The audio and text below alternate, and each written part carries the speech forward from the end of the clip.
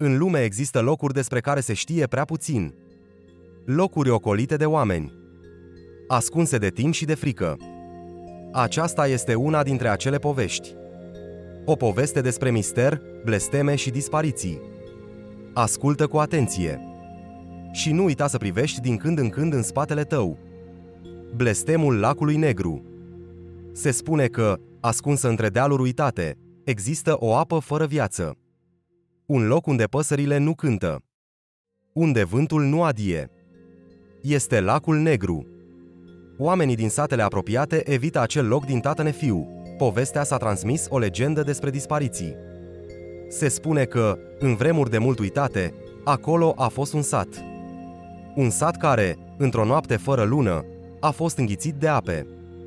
Nimeni n-a mai găsit ruinele. Nimeni n-a găsit vreo urmă de viață. Doar lacul, rece și negru, a rămas. Unii spun că, dacă te apropii de apă, poți auzi șoapte.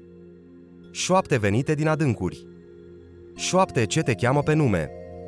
Unii curajoși au încercat să se apropie, dar n-au mai fost văzuți niciodată. Doar umbrele lor bântuie acum pădurea. În nopțile cu ceață se văd siluete albe pe marginea lacului. Par oameni, dar fețele lor sunt goale. Ochii lor sunt doar două găuri negre. Dacă îi privești prea mult timp, vei simți o mână rece apucându-te. Și atunci e prea târziu să mai fugi. Legenda spune că lacul negru e blestemat. Blestemat de o preoteasă trădată și ucisă. În ultima ei suflare, a jurat să tragă sub ape fiecare suflet neatent. Și până astăzi blestemul dăinuie. Dacă te apropii de apă, vei vedea reflexia ta. Dar ai grijă. Dacă, într-o clipă, reflexia dispare, înseamnă că ai fost ales. Și că vei rămâne acolo, pentru totdeauna. Povestea nu s-a terminat. Pentru că, în fiecare an, lacul negru cere un nou suflet.